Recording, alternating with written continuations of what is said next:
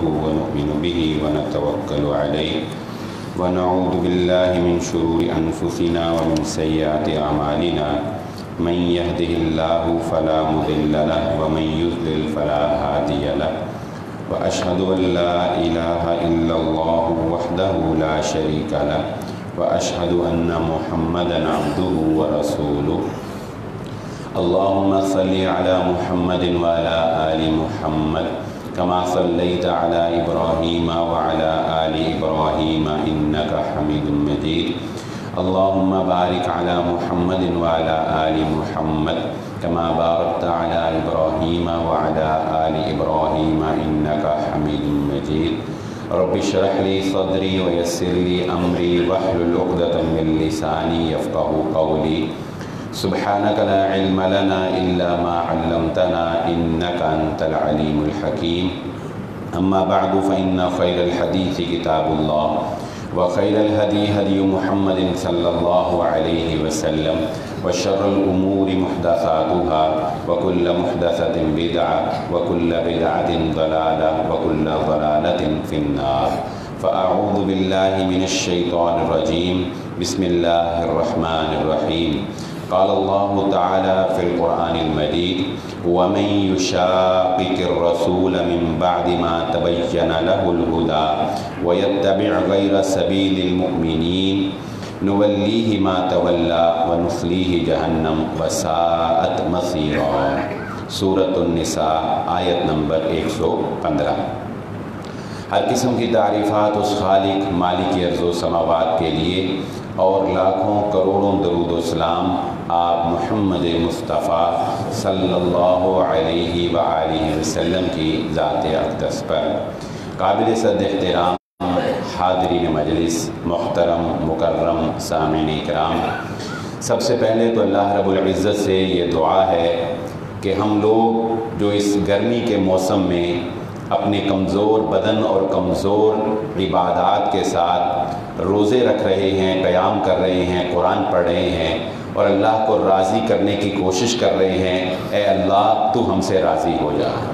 اے اللہ ہماری عبادات کو قبول کرتے ہوئے ہمیں جنت کا وارث بنا دے اور ہماری بشری خطاؤں سے درگزر فرما دے۔ ہماری آج کی گفتگو توحید اور شرک کے حوالے سے ہوگی۔ اللہ تعالیٰ سے یہ دعا ہے کہ اللہ تعالیٰ ہمیں شرک جیسے قبیح فعل سے بھی محفوظ فرمائے۔ یہ ایک المیہ ہے کہ ہم میں سے بعض لوگ یہ سمجھ بیٹھتے ہیں کہ ہم تو بڑے پکے موحد ہیں، ہم نے شروع سے اہل حدیث گھرانے میں آنکھ کھولی ہے، ہمارے باپ دادا اہل حدیث تھے اور اہل حدیث بڑا پکا موحد ہوتا ہے، لہذا ہمیں توحید پر کوئی بات سننے کی ضرورت نہیں ہے یا ہمیں بار بار توحید کے بیان سننے کی ضرورت نہیں ہے، ہمیں بڑی پکی توحید آتی ہے۔ ہرگز ایسا نہیں سوچنا چاہیے۔ اگر کسی کی یہ سوچ ہے تو اس کی یہ سوچ بالکل غلط ہے، کیونکہ توحید اتنا اہم بیان ہے اور شرک کی مذمت اتنا اہم بیان ہے کہ اللہ رب العزت نے پورے قرآن مجید میں ہر چند آیات کے بعد توحید کا ذکر کر دیا ہے۔ ہر چند آیات کے بعد اللہ رب العزت نے لوگوں کو توحید سے آگاہ کیا ہے اور شرک کی مذمت جو ہے وہ بیان کی ہے۔ اور حقیقت یہ ہے بھائی کہ ہمارے دلوں کے اندر جب تک شرک سے نفرت پیدا نہیں ہو جائے گی اور شرک کے گناہ کی حقیقت جب تک ہمیں نہیں علم ہو جائے گا، ہم اس وقت تک اس سے صحیح معنوں میں بچ کر پکے موحد نہیں بن سکتے۔ وہ بندہ، میں ایک مثال سے آپ کو بات سمجھا دیتا ہوں، وہ بندہ ہم میں سے جو اپنے آپ کو بڑا پکا موحد سمجھتا ہے، بڑا توحیدی سمجھتا ہے، وہ اس مثال سے سمجھ لے اپنے اوپر رکھ کر پرکھ کر کہ اسے شرک سے کتنی کی نفرت ہے۔ ہاں، آج ہمارے دلوں میں شرک کی نفرت کم ہو رہی ہے، آج ہمارے دلوں سے توحید کی اہمیت جو ہے وہ کم ہو رہی ہے۔ کمپرومائز کرنے کے ہم ایسے عادی بن چکے ہیں کہ خدا نہ خواستہ وہ وقت نہ آ جائے کہ ہم توحید کے اوپر بھی کمپرومائز کرنا شروع کر دیں۔ آپ دیکھ لیں میں اس مثال سے قطعاً یہ نہیں کہنا چاہتا کہ آپ کسی بندے سے نفرت کریں یا آپ کسی بندے کو برا سمجھیں، نہ ہمارا یہ پیغام ہے، نہ میری یہ طبیعت ہے، نہ میری یہ تبلیغ ہے۔ میں نے ہمیشہ محبت اور پیار کا درس دیا ہے، لوگوں کو پیار اور محبت سے قائل کرنے کا اور اپنے ساتھ جوڑے رکھنے کا درس دیا ہے۔ لیکن میں یہ بات صرف ایک مثال سے آپ کو یہ سمجھانا چاہتا ہوں کہ ہم شرک کو کتنا کو برا سمجھتے ہیں۔ آپ دیکھ لیں، اگر کوئی آپ کے عزیز و اقارب میں آپ کو پتہ لگ جائے کہ یہ شخص زانی ہے، آپ اس سے نفرت شروع کر دیں گے، اپنے گھر میں اس کا داخلہ بند کر دیں گے۔ آپ کو پتہ چل جائے کہ یہ شخص ڈاکو ہے، آپ اپنے بچوں کو بھی کہیں گے کہ اس ڈاکو سے تم نے ملنا نہیں ہے۔ آپ کو اس کی کسی اور عیب کا پتہ چل جائے، آپ اس بندے سے نفرت کرنا شروع کر دیں گے۔ لیکن بھائیو، اگر آپ کو پتہ چل جائے کہ یہ آدمی شرک کرتا ہے، آپ اس سے اتنی نفرت نہیں کریں گے جتنی ایک ڈاکو اور ایک زانی سے کریں گے۔ حالانکہ شرک کرنا زنا کرنے سے اور ڈاکہ ڈالنے سے بھی بڑا فعل ہے، کیونکہ زانی اور ڈاکو کے بارے میں تو اللہ رب العزت کا یہ قانون ہے کہ اگر اللہ چاہے تو ان کو معاف کر دے، لیکن شرک کے بارے میں اللہ رب العزت کا یہ قانون ہے کہ ان اللہ لا یغفر ان یشرک بہ، اللہ تعالیٰ نے شرک کو معاف نہیں کرنا ہے۔ اس سے پتہ کیا چلا؟ اپنے اندر جانیے یہ بات کہ کیا ہمیں شرک سے زیادہ نفرت ہے کہ نہیں؟ ہاں، اگر کسی بھائی کو اس میں ملوث پاتے ہیں تو احسن انداز میں اور پیارے انداز میں اس کی اصلاح کی کوشش کر دیجیے، شروع کر دیجئے، اس کے پیچھے لگ جائیں۔ کیوں؟ کیونکہ وہ اپنی نادانی میں اپنے آپ کو جہنم کی طرف لے کے جا رہا ہے۔ شرک کا ارتکاب کر کے اس کو بچانے کی کوشش کریں اور حد الوسع اس کے اوپر زور لگا دیں کہ کسی طرح وہ شرک سے بچ جائے، کیونکہ اللہ رب العزت کا شرک کے بارے میں قانون بڑا سخت ہے کہ اللہ رب العزت نے شرک کو معاف نہیں کرنا ہے۔ اور یہ شرک یہ ایسا نازک معاملہ ہے، اس میں اتنی احتیاط کی ضرورت ہے، اس میں ایسا محمد رسول اللہ صلی اللہ علیہ وآلہ وسلم نے اپنے صحابہ اکرام کو بچنے کے اور بچانے کا کہا ہے، کیونکہ انسانی مزاج ہے، انسان کی یہ طبیعت ہے کہ انسان یہ چاہتا ہے کہ اس کے سامنے کوئی چیز پڑی ہوئی ہو اور وہ اس سے عقیدت میں پوجے، اس سے عقیدت کا اظہار کرے، اس سے تبرک حاصل کرے۔ یہ ایک انسان کی فطرت ہے، اگرچہ نادانی میں وہ خود اپنے ہی منتخب کردہ بتوں کو پوجنا شروع کر دیتا ہے، اپنے ہاتھ سے بنائی ہوئی چیزوں کو معبود بنا لیتا ہے، لیکن شیطان یہ دل میں خیال ڈالتا رہتا ہے۔ اب صحابہ اکرام سے بڑھ کے تو کوئی نہیں ہو سکتا نا، صحابہ اکرام سے بڑھ کر جنہوں نے محمد الرسول اللہ صلی اللہ علیہ وآلہ وسلم سے توحید کا پیغام سیکھا ہے، لیکن ان کے دل میں بھی یہ خیال آ جاتا ہے، ان کے دل میں بھی یہ تمنا اور یہ چاہت آ جاتی تھی کہ ہم دیکھے ہوئے خدا کو، دیکھی ہوئی چیز کی عبادت کریں۔ اس میں دو مثالیں آپ کے گوش گزار کرتا ہوں۔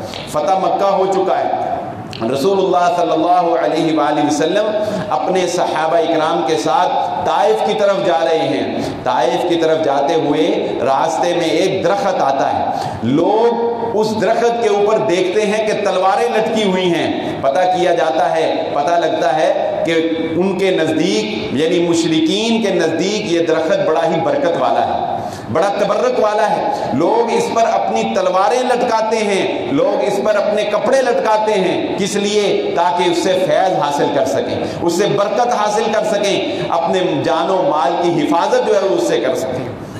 رسول اللہ صلی اللہ علیہ وآلہ وسلم کے صحابہ نے دیکھا، جانتے ہیں کیا مطالبہ کر لیا؟ نادانی میں کیا مطالبہ کر لیا؟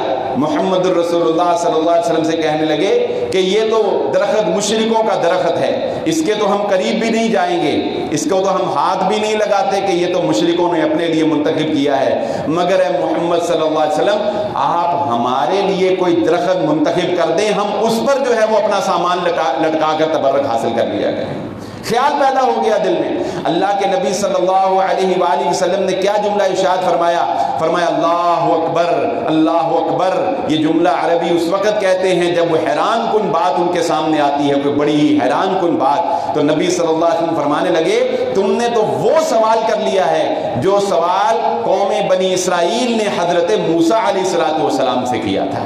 جانتے ہیں نا حضرت موسیٰ علیہ السلام سے قوم بنی اسرائیل نے کیا سوال کر لیا تھا کہ ہمارے لیے بھی ایک اپنے ہاتھ سے بچڑا بنا دو کہ جس کی ہم عبادت کیا کریں، جس کو ہم معبود بنا لیں، جس کی ہم پرستش کرنا شروع کر دیں۔ تو رسول اللہ صلی اللہ علیہ وسلم نے اس چیز کو کہ کسی درخت کے اوپر کپڑے لٹکانا، کسی درخت کے اوپر ٹاکیاں لٹکانا، یہ اس کو اللہ کے نبی صلی اللہ علیہ وسلم نے وہ شرک قرار دیا جو قوم بنی اسرائیل نے بچڑے کی عبادت کر کے جس شرک کا ارتکاب کیا تھا۔ اور وہ روایت بھی آپ بارہا سن چکے کہ جب صحابی نے شام میں سجدہ کرتے ہوئے دیکھا تو اللہ کے نبی صلی اللہ علیہ وسلم کو آ کر کہنے لگے کہ میں نے بادشاہ کو سجدہ کرتے ہوئے دیکھا ہے، آپ سے بڑھ کر کون مقرب اور کون عزت والا ہو سکتا ہے، ہمیں اجازت دیجئے کہ ہم آپ کو سجدہ کریں۔ اللہ کے نبی صلی اللہ علیہ وسلم نے فرمایا نہیں، امت محمدیہ صلی اللہ علیہ وسلم میں اگر اللہ کے علاوہ کسی کو سجدہ کرنے کی اجازت ہوتی تو میں بیوی کو حکم دیتا کہ وہ اپنے خامند کو سجدہ کرے۔ اس لیے یہ بات ذہن نشین رکھ لیجئے کہ شرک کا معاملہ بڑا نازک معاملہ ہے۔ یہ صرف یہ نہیں ہے کہ آپ کسی کے آگے سجدہ ریزی ہوں تو شرک ہوتا ہے، یہ نہیں ہے کہ آپ اللہ کے علاوہ کسی اور کو پکارتے ہیں تو ہی شرک ہوتا ہے۔ نہیں بھائیو، کسی درخت کے بارے میں یہ سوچنا کہ اس پر ٹاکیاں لٹکانے سے میرا کام بن جائے گا، کسی آستانے پر اس نیت سے جانا کہ وہاں جانے سے میرا کام بن جائے گا، کسی بھی چیز کے بارے میں جو اللہ کے علاوہ ہو یہ نظریہ رکھنا کہ وہ میرا کام بنا دے گی، اللہ رب العزت کو یہ بات گوارا نہیں ہے۔ اور یہ بات، یہ جو آیت میں نے سورۃ النساء کی آیت نمبر 115 پڑھی ہے، یہ بڑی ہی سخت آیت ہے۔ جو بندہ اللہ کے راستے کو چھوڑ کر اپنے لیے کوئی اور راستہ منتخب کر لیتا ہے، نولیہ ما تولا، اللہ کہتے ہیں ہم اس کو اسی راستے پر پھیر دیتے ہیں، ہم اس کو اسی راستے پر چلا دیتے ہیں، ہمیں کوئی ضرورت نہیں ہے تمہاری عبادت کی۔ جیسا کہ حدیث قدسی ہے کہ رسول اللہ صلی اللہ علیہ وسلم فرماتے ہیں کہ اللہ نے فرمایا تمام انسان اور جنات مل جاؤ اور مل کر سارے کے سارے یہ تہیہ کر لو کہ ہم نے اللہ کی عبادت کرنی ہے اور اس کی نافرمانی نہیں کرنی، سارے ہی اس کی عبادت میں لگ جاؤ، اللہ کی بادشاہی میں ایک ذرہ برابر اضافہ نہیں کر سکتے۔ اور سارے ہی مل کر ہڑتال کر دو کہ نہیں، آج کے بعد اللہ کے آگے سجدہ نہیں کرنا، آج کے بعد اللہ کی عبادت نہیں کرنی، سارے اکٹھے ہو کر ایکا کر لو، اللہ کی بادشاہی میں ایک ذرہ برابر بھی کمی واقع نہیں کر سکتے۔ اللہ رب العزت کو کوئی پرواہ نہیں، لیکن بچنا چاہیے کس سے؟ میں اس آیت کو ایک مثال سے آپ کے سامنے سمجھاتا ہوں کہ اللہ رب العزت اس آیت مبارکہ میں نولیہ ما تولا میں کہنا کیا چاہتے ہیں کہ جو اللہ کے دین کے علاوہ، اللہ کے علاوہ کوئی اور راستہ اختیار کرتا ہے، اللہ اس کو اسی راستے پر چلا دیتے ہیں۔ ہوتا کیا ہے؟ شیطان پھسلاتا ہے اور اللہ اس کو پھیر دیتے ہیں۔ ایک شخص اللہ رب العزت سے دعا مانگتا ہے، اولاد نہیں ہے یا کوئی اور ضرورت پوری نہیں ہو رہی، اللہ مجھے عطا کر دے، اللہ مجھے عطا کر دے۔ اللہ نے اپنی حکمت اور دانائی سے، اپنے علم کامل سے فیصلہ کر رکھا ہے کہ اس کو ابھی اولاد نہیں دینی، اس کو فلاں وقت پر اولاد دینی ہے، یا اس کا فلاں کام فلاں وقت پہ ہونا ہے۔ وہ مالک الملک ہے، بادشاہوں کا بادشاہ ہے، علیم ہے، حکیم ہے، لیکن انسان جلد بازی کر جاتا ہے۔ کوئی شیطان آ کر اس کو کہتا ہے پتہ ہے تجھے فلانے آستانے پہ جا کے چڑھاوا چڑھا تو تجھے اولاد مل جائے گی، فلانے بابے کے پاس جا، اس سے جا کے اپنی حاجت بیان کر، وہ تجھے تیرا کام کر دے گا۔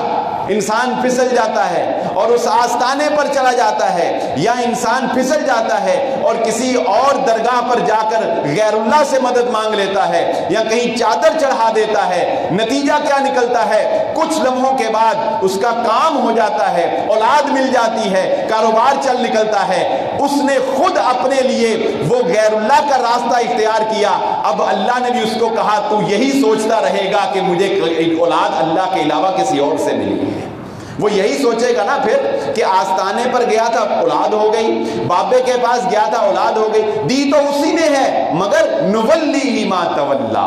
ایسی بہت سی بکھری پڑی مثالیں جو ہے وہ آپ کو ملیں گی کہ انسان جب اللہ کے راستے کو چھوڑتا ہے، کسی غیر اللہ کے در پر جا کے ماتھا گراتا ہے، پھر اللہ رب العزت بھی اس کو اسی کے آستانے کا چھوڑ دیتے ہیں۔ اللہ رب العزت پھر اس کو بھی اپنے دربار میں آنے کی توفیق عطا نہیں فرماتے۔ اللہ رب العزت ہمیں اس سے محفوظ فرمائے، کیونکہ شیطان ہمیشہ انسان کو پھسلاتا ہی تب ہے جب اس کا کوئی کام نہ بن رہا ہو، لیکن اللہ رب العزت فرماتے ہیں اے انسانوں، امن یجیب المضطر اذا دعاہ ویکشف السوء۔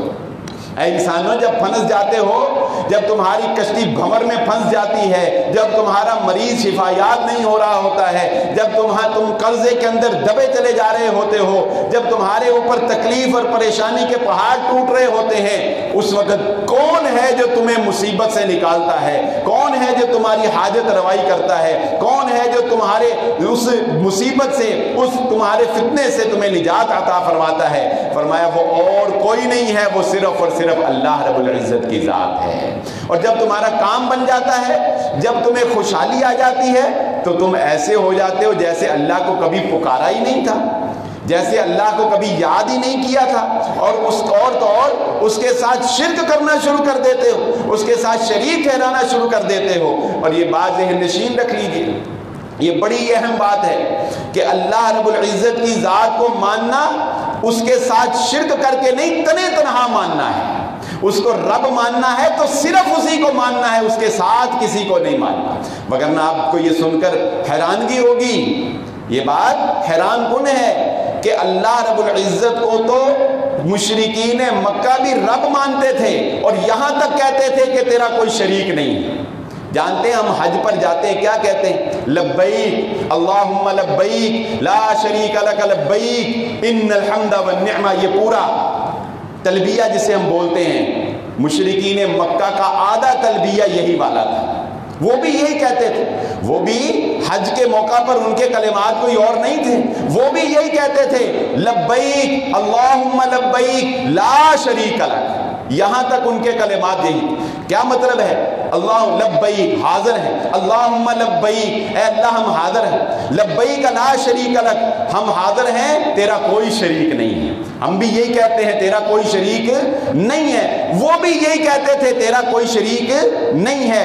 الا شریکن، آگے سے ڈنڈی مار جاتے، الا شریکن ہوا لک تملکہ، لیکن تیرا وہ شریک ہے کہ جتنا وہ مالک ہے تو اس کا بھی مالک ہے، یعنی تیرا وہ شریک ہے کہ وہ اختیار رکھتا ہے لیکن تو اس کے اوپر بھی مالک ہے، تو اس کا بھی مالک ہے۔ کیا مطلب؟ کہ اللہ کو تو مانتے تھے لیکن یہ بھی مانتے تھے کہ تیرا نیچے بھی ایک شریک ہے، اگرچہ وہ شریک خود کچھ نہیں، تیرے ہی اختیار میں اس کا بھی معاملہ ہے، تو اس کے اوپر بھی حاکم ہے، تو اس کے اوپر بھی مالک ہے۔ تو اللہ رب العزت کی ذات کو اس طرح نہیں ماننا کہ اللہ تو ہے ہی لیکن تیرے نیچے بھی کوئی تیرے شریک بیٹھے ہوئے ہیں، نعوذ باللہ، نیچے بھی کوئی بگڑی بنانے والے، کوئی حاجت روائی کرنے والے، کوئی داد رسی کرنے والے، کوئی غریبوں کو نوازنے والے، کوئی یہاں پر نیچے بھی تیرے شریک بیٹھے ہوئے ہیں۔ نہیں، اللہ رب العزت نے کائنات کے اندر کسی کو اپنا شریک نہیں بنایا ہے۔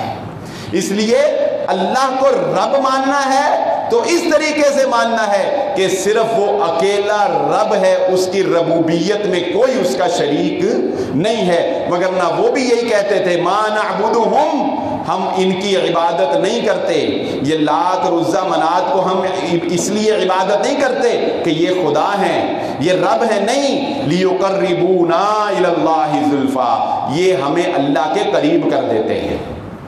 ہم ان کو اس لیے مانتے ہیں کہ یہ ہمیں اللہ کے قریب کر دیتے ہیں۔ انہوں نے عبادتوں اور ریاضتوں سے، یہ نیک لوگ تھے حضرت نوح علیہ السلام کی قوم کے، انہوں نے اللہ کو راضی کر لیا، اب ہم ان کو راضی کر لیں، یہ خود ہی ہمیں اللہ تک پہنچا دیں گے۔ یہ اس لیے شفعاؤنا عند اللہ، یہ ہم ان کو اس لیے پکارتے ہیں تاکہ یہ ہمیں ہماری اللہ کے ہاں شفاعت کر سکیں۔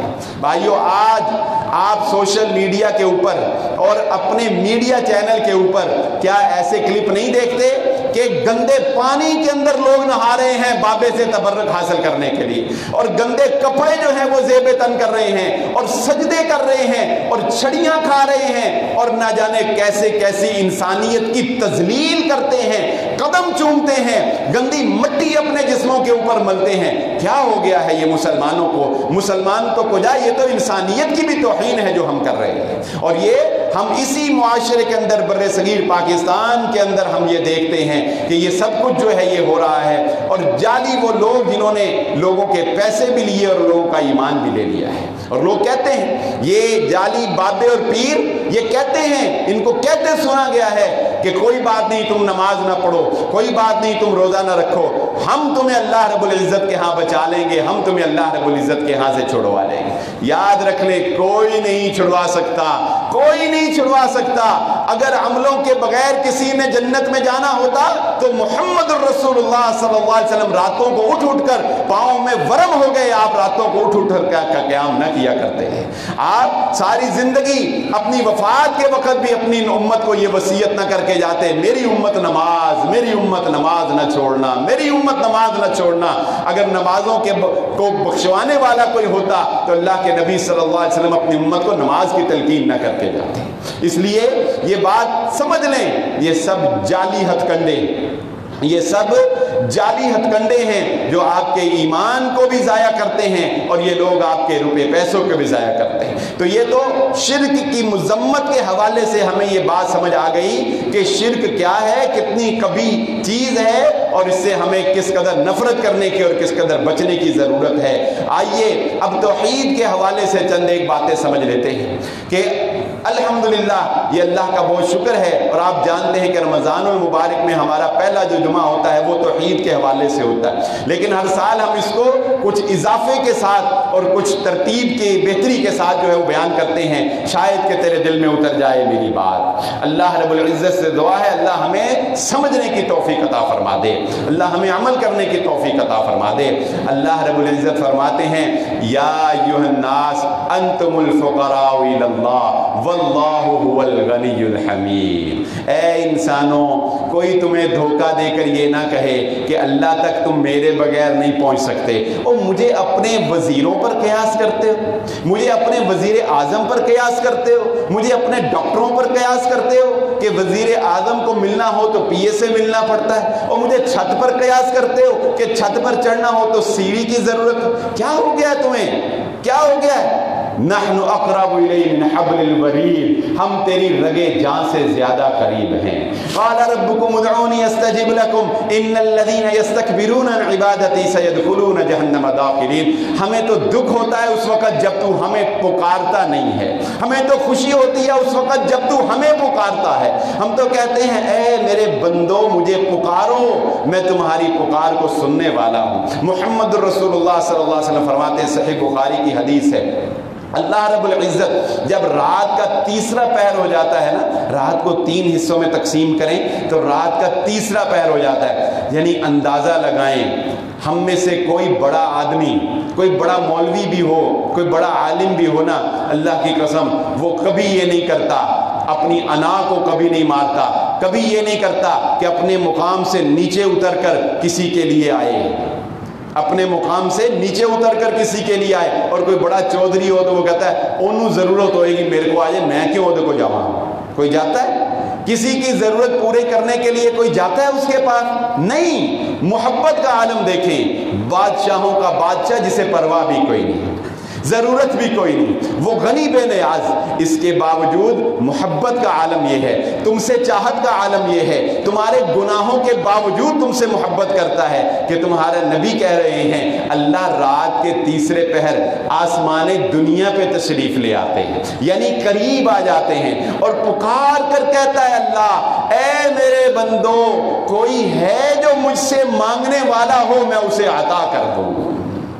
اللہ کی قسم ہمارے مانگنے میں کمی ہے، ہمیں مانگنا نہیں آتا، ہم سے مانگا نہیں جاتا، ہم سے وہ الفاظ نہیں ادا ہو پاتے جو اس کو راضی کر سکیں۔ اس کے دینے میں کمی نہیں ہے، اس کی عطا میں کمی نہیں ہے، نہ جا اس کے تحمل پہ کہ بے جبہ گرفت اس کی، ڈر اس کی دیر گیری سے کہ سخت ہے انتقام اس کا۔ وہ بڑی لمبی ڈیل دیتا ہے، وہ بڑا لمبا انتظار کرتا ہے، کیوں کہ وہ اپنے بندوں کے پلٹنے کا انتظار کرتا ہے۔ کب میرا بندہ پلٹا؟ تو ہر رات کو، یہ صرف رمضان المبارک کی رات نہیں ہے، یہ راتیں تو بڑی برکت والی ہیں اور اس میں آخری عشرہ اور پھر لیلۃ القدر، لیکن وہ تو ہر رات کو کہتا ہے آ جاؤ میں معاف کر دوں۔ پھر وہ کیا کہتا ہے یا ایھا الناس انتم الفقراء الی اللہ واللہ هو الغنی الحمید۔ تمہیں ڈاکٹر کے پاس جانے کے لیے تو اپوائنٹمنٹ لینی پڑتی ہوگی، تمہیں کسی وزیر اعظم سے تو کیوں؟ وہ کیا ہے؟ وہ تو ایک وقت میں ایک بندے کی سن سکتا ہے، وہ تو ایک وقت میں 2 بول رہے ہوں تو سمجھ نہیں سکتا، اور تیرا رب ایک وقت میں پوری کائنات کو سن سکتا ہے، عطا کر سکتا ہے، ضرورتوں کو پورا کر سکتا ہے۔ یا ایھا الناس انتم الفقراء اے لوگو تم سارے اللہ کے فقیر ہو، تم سارے اللہ کے محتاج ہو، کوئی نہ سمجھے کہ اللہ کی محتاجی سے نکل گیا ہے۔ تم ایک سانس اپنی مرضی سے لے کر دکھا دو، تمہارے ہاتھوں سے مرنے والے کو ہم لے جاتے ہیں، اس کو کہو اپنی پلکیں اپنی مرضی سے جھکا کر دکھا دے۔ اس کائنات میں اگر بے نیاز کوئی ذات ہے جس کو کسی کی ضرورت نہیں ہے تو وہ صرف تمہارا اللہ ہے۔ یا ایھا الانسان ما غرک بربک الکریم، اے انسانوں تمہیں تمہارے بڑے ہی مہربان، بڑے ہی کرم کرنے والے، بڑے ہی نوازنے والے رب سے کس نے دھوکے میں ڈال دیا ہے؟ کسی نے تمہیں غلط بتایا ہے کہ تمہارا رب تمہاری نہیں سن سکتا کیونکہ تم بڑے گناہگار ہو؟ کسی نے تمہیں غلط بتایا ہے کہ اس کے پاس پہنچنے کے لیے کسی راستے کی ضرورت ہے؟ نہیں، اسے پکار کر تو دیکھو، تم اسے اپنی شہرت سے بھی قریب پاؤ گے۔ اسے پکار، تو اللہ رب العزت کی ذات کو پکارنے کے لیے کسی اور کے راستے سے آنے کی ضرورت نہیں۔ وہ ہمارا خالق ہے، وہ ہمارا مالک ہے، اس نے ہمیں پیدا کیا ہے، اور وہ کہتا ہے امن خلق السماوات والارض وانزل لكم من السماء ماء فانبتنا به حدائق ذات بهجة ما كان لكم ان تنبتوا شجرها أإله مع الله بل هم قوم يعدلون۔ اے انسانوں تمہیں کوئی دھوکہ نہ دے دے، اگر تمہیں کوئی دھوکہ دینے کی کوشش کرے تو آؤ میں تمہیں بتاتا ہوں، ذرا غور کر کے دیکھ لینا کون ہے جو تمہارے لیے آسمان سے بارش نازل کرتا ہے، کون ہے جو اس بارش سے زمین کو سیراب کر کے تمہارے لیے گندم اگاتا ہے، کون ہے جو تمہارے لیے انار میں رس بھرتا ہے، کون ہے جو آم کے اندر مٹھاس بھر دیتا ہے، کون ہے جو سیب کے اندر ذائقہ پیدا کر دیتا ہے، کون ہے جو تمہارے لیے لذیذ قسم کے اناج، پھل، فروٹ، یہ میوہ جات تمہارے لیے پیدا کر رہا ہے۔ اگر تمہیں یہ لگتا ہے کہ کوئی اور ہے تو اس سے کہو آئے مچھر کا ایک پر بنا کر دکھائے۔ اچھا اس سے کہو بنا تو وہ نہیں سکتا۔ اللہ رب العزت سورہ حج میں ارشاد فرماتے ہیں آخری آیات میں، یہ مکھی ہوتی ہے نا مکھی، اللہ کہتے ہیں مکھی ان سے کچھ چھین لے تو یہ واپس نہیں لے سکتے، انہوں نے کیا کرنا ہے، انہوں نے کیا بنانا ہے۔ اختصار سے بات، وقت قلیل ہے، آگے لے کے چلتا ہوں، گرمی بھی باہر بیٹھے لوگ زیادہ ہے تو آگے لے کے چلتا ہوں۔ پہلی بات نہیں کر سکتے، اللہ کہتا ہے چلو اس کو چھوڑو، آؤ اللہ جہاں بارش نازل کر رہا ہے کوئی مائی کا لال لاؤ جو اس کو روک کر دکھا دے۔ جس کو اس نے اولاد نہیں دی کوئی لاؤ جو اس کو اس کی مرضی کے بغیر اولاد دے کر دکھا دے۔ جس کو اس نے غریب رکھا ہے کوئی لاؤ جو اس کو امیر کر کے دکھا دے۔ جس کو اس نے موت کا فیصلہ سنا دیا جب اس نے جس وقت فیصلہ سنا دیا کوئی لاؤ جو اس کو روک کر دکھا دے۔ جس کو اس نے وجود بخشنا ہے وہ بخش کر رہے گا، کوئی لاؤ جو اس کو مار کر دکھا دے۔ جس کو وہ بچا لے اس کو کوئی مار نہیں سکتا، جس کو وہ مار دے اس کو کوئی بچا نہیں سکتا۔ اگر تمہیں لگتا ہے اللہ نہیں کر رہا تو کوئی لاؤ تو صحیح جو اس کے نظام قدرت میں مداخلت کر کے دکھا دے۔ جو ابراہیم علیہ السلام نے کہا تھا لڑائی کس بات کی، میرا رب وہ ہے جو سورج کو مشرق سے نکالتا ہے تو مغرب سے نکال دے، قصہ ہی ختم ہو جائے گا۔ میرا رب وہ ہے جو سورج کو مشرق سے نکالتا ہے تو مغرب سے نکال، کوئی نہیں کر سکتا نا، کوئی نہیں کر سکتا۔ تیسرا چیلنج اللہ فرماتے ہیں ما ترى في خلق الرحمن من تفاوت فارجع البصر هل ترى من فطور ثم ارجع البصر كرتين ينقلب اليك البصر خاسئا وهو حسير۔ اے انسان آئینے کے سامنے کھڑا ہو جا، خوردبینے لگا، لیب کے اندر چلا جا، کسی مچھر کو لے آ، کسی پتی کو، پھول کی پتی کو لے آ، کسی گندم کے دانے کو لے آ، کسی پانی کے قطرے کو لے آ، اور اس پر تحقیق اور سرچ کر کے یہ ثابت کر دے کہ جس چیز کو اللہ نے جس سانچے ڈھانچے میں بنایا ہے اس میں کوئی عیب تلاش کر کے دکھا دے، اس میں کوئی نقص تلاش کر کے دکھا دے۔ تیری نظر تحقیق کرتے کرتے تھک جائے گی، رحمان کی تخلیق میں تجھے کوئی عیب نظر نہیں آئے گا۔ جب وہ اتنی صفات کا مالک ہے، جب پیدا اس نے کیا، جب اس نے تجھے رزق کا انتظام کیا، جب تیری خوشیاں اس کے ساتھ وابستہ ہیں، جب تیری اولاد اس کی عطا کردہ ہے، تجھے رہنے کے لیے چھت جب اس نے دی ہے، جب تو گھر سے نکلتا ہے تیری حفاظت کے لیے فرشتے وہ مامور کر رہا ہے، یہ ٹھنڈی ہوا میں بیٹھے ہو یہ نعمتیں اس کی عطا کردہ ہیں، کوئی مد مقابل بھی نہیں ہے، تو پھر جانتے ہیں وہ بڑے پیار سے کیا کہتا ہے، وہ کہتا ہے الہ مع اللہ۔ اب بتاؤ کیا میرے ساتھ کسی اور کے آگے ہاتھ اٹھانے کی گنجائش باقی رہ جاتی ہے؟ کیا اب بھی کسی اور پر توکل کیا جا سکتا ہے؟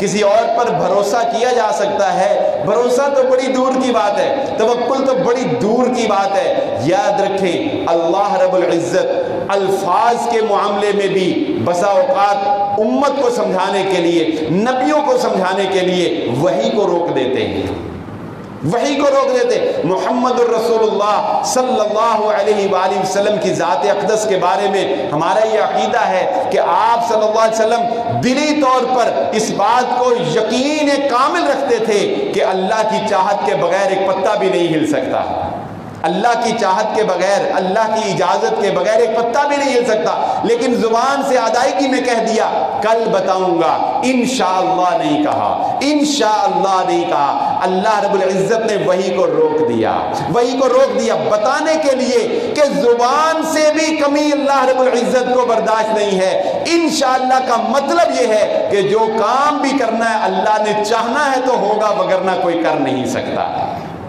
اللہ نبی جیسی ذات، نبی جیسی ذات، اللہ نے چاہا تو وحی نازل ہوئی۔ نبی اپنی مرضی سے اپنے اوپر وحی نازل کر سکتے نہیں ہیں۔ سو اگر نبی کا یہ حال ہے تو ہم جیسے گناہگار، ہم جیسے جو اللہ رب العزت کے محتاج بندے ہیں، جو گناہگار بندے ہیں، ہمارا حال تو یقیناً آپ احباب بخوبی سمجھ سکتے ہیں۔ ہمیں تو ہر کام پہ، ہر موقع پر بڑا محتاط رہنا ہے۔ تو اللہ رب العزت اپنی صفت ربوبیت سے منوا کر پھر اللہ رب العزت بتانا چاہتے صفت الوہیت۔ دیکھو جب رب میں ہوں نا تو یہ سجدہ کسی اور کو گوارا نہیں ہے، یہ پیشانی کسی اور کے آگے نہ جھکے۔ اس سجدے کا جانتے ہیں کیا مقام ہے؟ یہ جو ہم اللہ رب العزت کو سجدہ کرتے ہیں، یہ سجدہ اللہ کو کتنا پسند ہے، یہ پیشانی کا ٹیک دینا اللہ کو کتنا پسند ہے۔ یہ عاجزی اور انکساری کا ایسا اظہار ہے کہ اس سے اوپر عاجزی ہو نہیں سکتی، اس سے بڑی انکساری ہو نہیں سکتی۔ یہ اللہ کو اتنی محبوب ہے کہ محمد الرسول اللہ صلی اللہ علیہ وآلہ وسلم نے ارشاد فرمایا اگر کوئی مسلمان اپنے اعمال کی سزا پانے کے لیے جہنم میں چلا بھی جائے تو پورے جسم کا ایک ٹکڑا ایسا ہے جس پر باوجود جہنم میں جانے کے اللہ رب العزت نے جہنم کی آگ کو حرام کر دیا ہے۔ ایک ٹکڑا ایسا جس پر اللہ نے جہنم میں جانے کے باوجود اس ٹکڑے کو جہنم کی آگ نہیں چھوئے گی۔ وہ کون سا ٹکڑا ہے؟ وہ یہ ماتھا ہے جو مسلمان نے اللہ کے آگے سر بسجدہ کیا ہوگا، جو سجدے میں جھکایا ہوگا۔ اس ماتھے کو اللہ رب العزت جہنم کی آگ سے محفوظ رکھے گا کہ اس نے کبھی میرے سامنے اس کو جھکایا تھا۔ کیا نادانی ہے کہ یہ ماتھا غیروں کے در پہ جا کے ٹیکنا شروع کر دے۔ کتنا نادان ہے وہ شخص جو اس ماتھے کو اللہ کے علاوہ کسی اور کے آستانے پر ٹیک دے۔ اللہ رب العزت کہتے ہیں نہیں، مجھے یہ گوارا نہیں ہے کہ یہ ہاتھ اٹھیں تو ان ہاتھوں سے کسی اور کا نام پکارا جائے۔ مجھے یہ گوارا نہیں ہے کہ تم قسم اٹھاؤ تو مجھے ماں کی قسم، مجھے تیری محبوبہ کی قسم، مجھے تیرے بالوں کی قسم، مجھے کربلا کے خاک کی قسم، مجھے فلانی قسم اور فلانی قسم نہیں۔ محمد الرسول اللہ صلی اللہ علیہ وسلم نے فرمایا اذا حلفتم فلیحلف باللہ، جب بھی قسم اٹھانی ہے تو صرف اللہ کی قسم اٹھانی ہے، جب بھی قسم اٹھانی ہے تو صرف اللہ کی قسم اٹھانی ہے۔ اور یہ فال نکالنا، یہ طوطے نے یہ کہہ دیا تو میچ ہار جائیں گے، میچ جیت جائیں گے، یہ کالی بلی راستہ کاٹ گئی تو اب کام منحوس ہو جائے گا، یہ سفر منحوس ہے، یہ سارے آپ نے دیکھا ہوگا۔ کیا کیا نہیں ہم کرتے، کیا کیا ہم نہیں کرتے۔ قرآن سارے کا سارا شفاء للناس ہے، اس میں کوئی شک کی بات نہیں، لیکن قرآن کے وہ حروف مقطعات الف لام میم ہا میم نون، یہ سارے جو بعض صورتوں کے شروع میں آتے ہیں انہیں ہم کیا کہتے ہیں؟ حروف مقطعات۔ مقطعات کے اوپر اس کی کیفیت کیا ہے، کیا حالت ہے اس کی؟ تو امام مالک رحمہ اللہ تعالی فرمایا الاستواء معلوم، اللہ عرش پر مستوی ہے، معلوم ہے، کیفہ مجہول، اس کی کیفیت کیا ہے وہ ہمیں نہیں پتا ہے، والسؤال عنہ بدعہ، اور اس طرح کے سوال کرنا گمراہی ہے، والایمان بہ واجب، اور اس کے اوپر ایمان لانا کہ اللہ عرش کے اوپر ہے یہ واجب ہے، یہ فرض ہے، یہ فرض ہے۔ تو اللہ کی صفات، اللہ کے اسماء پر ایمان لائیں، یہ فرض ہے، لیکن اس کی گہرائی میں جائیں گے تو رسول اللہ صلی اللہ علیہ وسلم نے فرمایا گمراہ ہو جاؤ گے، شیطان یہ سوچنے پر مجبور کر دے گا کہ پھر اللہ کو کس نے پیدا کیا ہے، نعوذ باللہ۔ اللہ رب العزت سے دعا ہے جو کہا اور جو سنا اللہ رب العزت سمجھنے کی اور عمل کرنے کی توفیق عطا فرمائے۔ وما علی الا البلاغ المبین۔